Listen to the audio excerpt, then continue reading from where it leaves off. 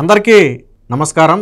కూటమి ప్రభుత్వం ఇచ్చిన సూపర్ 6 హామీలలో ఒకటైన ఉచిత బస్సు ప్రయాణాన్ని అయితే ఈరోజు కూటమి నేతలు ప్రారంభించారు. ముఖ్యంగా స్వయంగా చంద్రబాబు గారు కావచ్చు, ఉప ముఖ్యమంత్రి పవన్ కళ్యాణ్ గారు కావచ్చు, మంత్రి నారా లోకేష్ గారు కావచ్చు, వీరు ముగ్గురు బస్సులో ప్రయాణించి ఈ పథకాన్ని అయితే ప్రారంభించారు. ఖచ్చితంగా ఇది కూటమి ప్రభుత్వ గొప్ప విజయంగానే చెప్పాలి. సూపర్ 6 హామీలలో ఇదొక పెద్ద హామీ. సో దీనికి స్త్రీ శక్తి అని నామకరణం కూడా చేయడం జరిగింది. ఇక అసలు విషయానికి వస్తే ఏ పథకం ప్రవేశపెట్టినా వైసీపీ రాద్ధాంతం చేయటం కామన్. అది ఏ పథకమైనా తీసుకోండి. కానీ సూపర్ 6లో ఈ స్త్రీ శక్తి ఏదైతే ఉచిత బస్సును ప్రవేశపెట్టారో వైసీపీ మాత్రం నోరు తెరవలేదు. అంటే వైసీపీ మౌనానికి అర్థం చంద్రబాబు గారి గెలుపును ఒప్పుకున్నట్టేనా? చంద్రబాబు గారు సూపర్ 6 హామీలను విజయవంతంగా అమలు చేస్తున్నారని పరోక్షంగా వైసీపీ ఒప్పుకున్నట్టేనా? ఎస్, అవుననే సమాధానం వస్తుంది. ఇప్పటి వరకు ప్రవేశపెట్టిన ప్రతి పథకం మీద కూడా వైసీపీ రాద్ధాంతం చేసింది. తల్లికి వందనానికి ఒకళ్ళకే ఇస్తున్నారని కొంతకాలం రాద్ధాంతం చేసింది. తరువాత కూటమి ప్రభుత్వం అందరికీ ఇవ్వటంతో ముక్కును వేలేసుకోవాల్సిన పరిస్థితి. మొన్న ఏదైతే అన్నదాత సుఖీభావం ఉందో అది కొంతమందికి నష్టం చేస్తున్నారని విమర్శలు చేసింది. కానీ వైసీపీ హయాంలో కంటే ఎక్కువగా రైతులకు లబ్ధి పొందటం, గతంలో ఏదైతే కౌలు రైతులు నష్టపోయారో కౌలు రైతులకు కూడా ఈసారి ఆ పథకం వర్తించడంతో మళ్ళీ వైసీపీ భంగపడింది. తరువాత ముక్కును వేలేసుకోవాల్సిన పరిస్థితి. సో మిగతా పథకాలన్నిటితో పోలిస్తే ఈ పథకం కొంచెం భిన్నమైంది. ఖచ్చితంగా రాష్ట్రంలో దాదాపుగా సగం మంది మహిళలే కదా, సగం మంది పురుషులుంటే సగం మంది మహిళలే. మిగతా పథకాలకి కనీసం వైట్ రేషన్ కార్డు అనే ఒక క్రైటీరియా ఉంది. బట్ ఈ ఉచిత బస్సు పథకానికి ఎటువంటి రేషన్ కార్డు కానీ లేదా ఇంకోటి కానీ అవసరం లేదు. అంటే ధనిక పేద అనే తేడా ఇందులో లేదు. అలాగే కుల మత అనే భేదాలు ఇందులో ఎట్టి పరిస్థితుల్లో లేవు.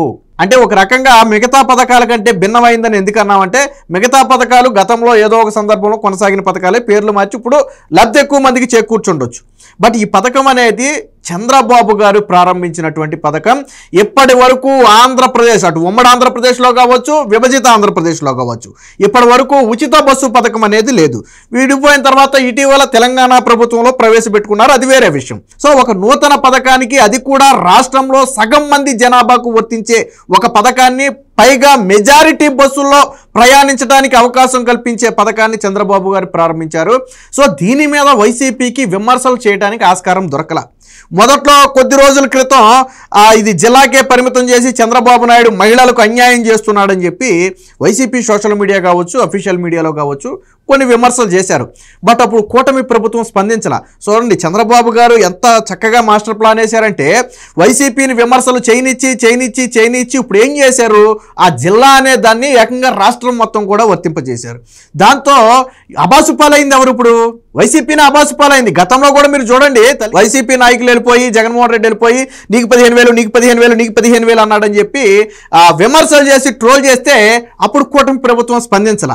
తరువాత చెంపదెబ్బ కొట్టినట్టుగా ఏం చేసింది, ఎవరినైతే విమర్శించారో, ఎవరి దగ్గరికి అయితే నిమ్మల రామానాయుడు గారు వెళ్ళి అడిగారో వాళ్ళందరికీ మళ్ళీ పథకం వర్తింపజేసింది. అంటే ఇప్పుడు ఎవరు భంగపడ్డారు అంటే కూటమి ప్రభుత్వం సైలెంట్గా జగన్మోహన్ రెడ్డిని ప్రజల్లో అబాసు పాలు చేస్తుంది. వైసీపీకి బేసిక్గానే కొద్ది రాజకీయాలంటేనే సరే ఏ చిన్న తప్పు దొరుకుతుందో ఎత్తి చూపుదామనేది కామన్, సహజంగా పార్టీలతో సంబంధం లేకుండా ఏ పార్టీ అయినా చేసేది అదే.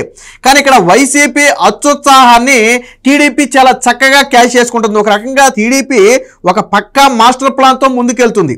ప్రతిసారి జగన్మోహన్ రెడ్డిని మాట్లాడనివ్వటం, అది బలంగా ప్రజల్లోకి వెళ్ళనివ్వటం, పైగా సాక్షిలోనే బాగా బలంగా తీసుకెళ్తారు. దాన్ని తీసుకెళ్ళటం, ఆ తర్వాత పథకాన్ని పూర్తిగా వర్తింపజేయటం, దాంతో వీళ్ళు అబాసు పాలవటం. అప్పుడు వర్తింప చేసిన తర్వాత కూటమి నేతలు మాట్లాడతారు. అప్పుడు ఏం మాట్లాడావు, ఇప్పుడు నోరు తెరవని కూటమి నేతలు మాట్లాడతారు. సో ఇవన్నీ వైసీపీకి చెంపపెట్టులు లాంటివి. ప్రతిసారి విమర్శించడం, తీరా భంగపడటం, వీళ్ళు విమర్శించడం, తీరా భంగపడటం. ఇప్పుడు అందుకనే ఉచిత బస్సు మీద వైఎస్ఆర్సీపీ నుంచి ఒక్కరంటే ఒక్కరు కూడా నోరు తెరవలేదు. ఒక రకంగా అంటే దీంట్లో విమర్శించడానికి కూడా వాస్తవానికి ఏమీ లేదు. ఎందుకంటే మహిళలందరికీ ఫ్రీ, స్టేట్లో ఎక్కడి నుంచి ఎక్కడికైనా ఫ్రీ. ఇందులో ఏదైనా తేడా ఉండుంటే అప్పుడు ఇదిగో మీరు మోసం చేశారని విమర్శించేవాళ్ళేమో. అదేది కూడా ఇక్కడ లేకపోవడంతో వైఎస్ఆర్సీపీ నోరు తెరవలేని పరిస్థితి. అంటే ఒక పథకాన్ని చంద్రబాబు గారు ప్రవేశపెట్టే సమయంలో, అంటే ప్రతిపక్ష హోదా లేకపోయినా ప్రతిపక్ష పార్టీ కిందే భావించాలి మనం.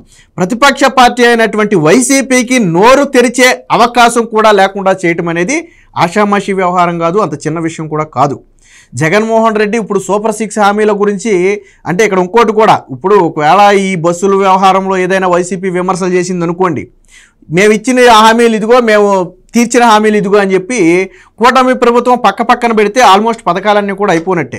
ఒక ఆడబిడ్డ నిధి మినహాయించి మిగిలిన పథకాలన్నీ ఆల్మోస్ట్ అయిపోయినట్టే. ఉద్యోగాలు కూడా కల్పించుకుంటూ వస్తున్నారు. అది 5 ఏళ్ల పాటు ఇచ్చినటువంటి హామీ. అప్పుడు వీళ్ళకి మాట్లాడటానికి ఆస్కారం కూడా ఉండదు. కాబట్టే వైసీపీ గమ్ము నుండిపోయి ఎప్పటికీ అయిపోయినటువంటి పులివెందుల జడ్పీటీసీ, వాస్తవానికి గెలిచినటువంటి టీడీపీ కూడా అంత ప్రచారం చేసుకోవట్లా, కానీ ఓడిపోయిన వైసీపీ మాత్రం ఎక్కువ ప్రచారం చేసుకుంటుంది. ఎందుకంటే వాస్తవానికి వాళ్ళకే ఎక్కువ అవసరం కూడా ఉంది, ప్రచారం చేసుకోవాల్సిన అవసరం. ఎందుకంటే అక్కడ జగన్మోహన్ రెడ్డి ఇమేజ్ డ్యామేజ్ అయింది. మా కంచుకోట అని చెప్పుకునే జగన్మోహన్ రెడ్డికి అతిపెద్ద దెబ్బ తగిలింది. వచ్చే ఎన్నికల్లో జగన్మోహన్ రెడ్డిని పులివెందుల నుంచి పోటీ చేయాలంటే ఆలోచించాల్సిన పరిస్థితి కల్పించారు అక్కడ ప్రజలు. సో ఇది జగన్మోహన్ రెడ్డికి మింగుడు పట్ల, కాబట్టి వాళ్ళే ఎక్కువ ప్రచారం చేసుకోవాలి. లేదు తూచ్ ఇవన్నీ రిగ్గింగ్లు, ఇవన్నీ స్కాములు, ఈ కూటమి ప్రభుత్వం ఇది అరాచకం, ఈ గెలుపుని మేము ఒప్పుకోమని వాళ్ళే ఎక్కువ ప్రచారం చేసుకోవాలి. ఎందుకంటే ఇంకా కొద్దో గొప్ప వాళ్ళని నమ్మే వాళ్ళు ఉంటే వాళ్ళలో ధైర్యం నింపడానికి.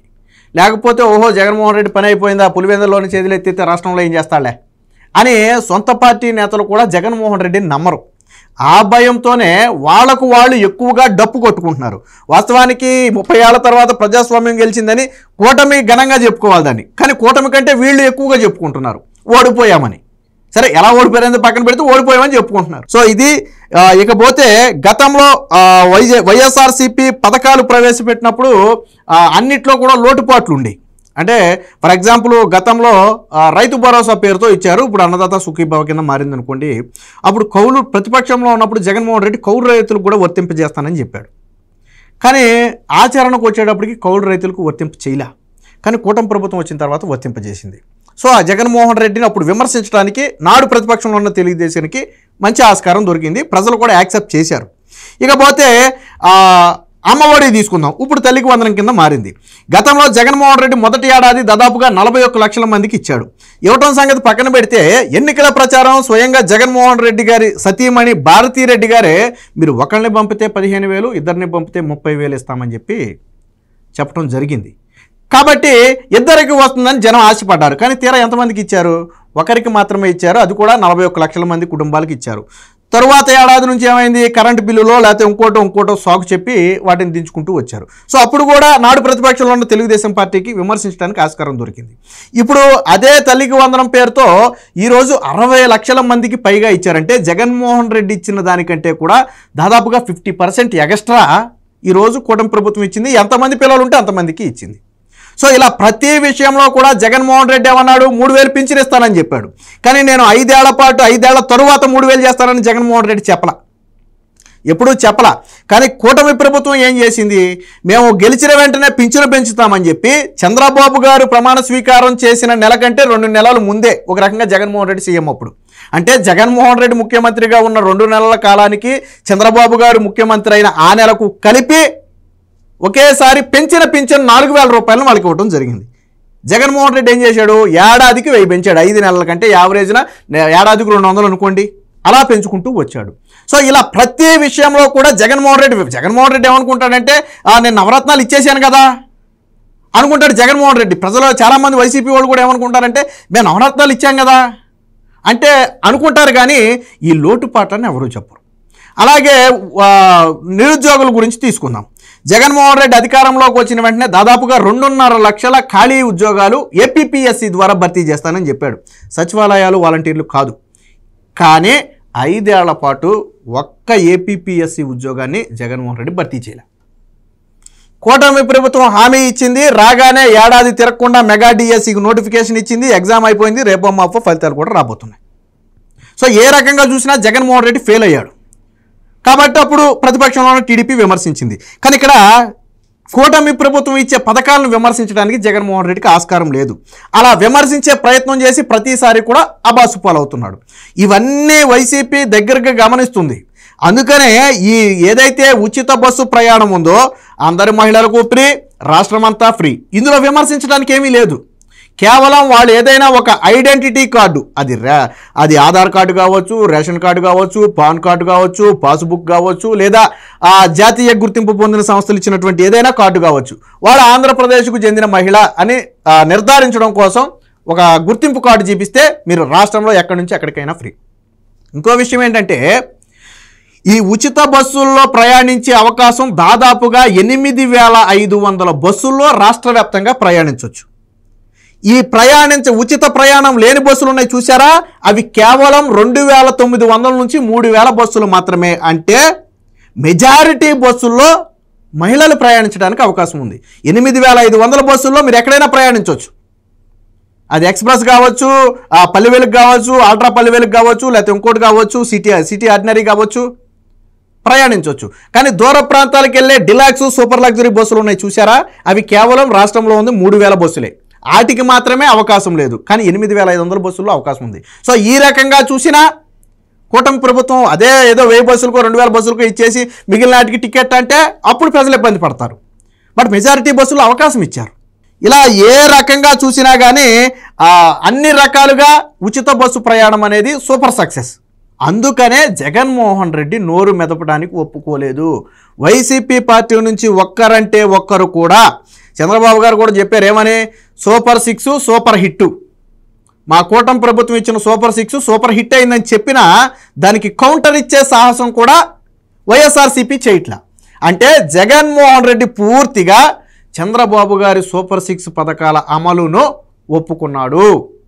రాష్ట్ర ప్రజలకు ఇచ్చిన హామీని కూటమి ప్రభుత్వం నిలబెట్టుకుందని జగన్మోహన్ రెడ్డి ఒప్పుకున్నాడు. ఒప్పుకోకపోతే నువ్వు ఏదో ఒక విమర్శ చేసేవాడు.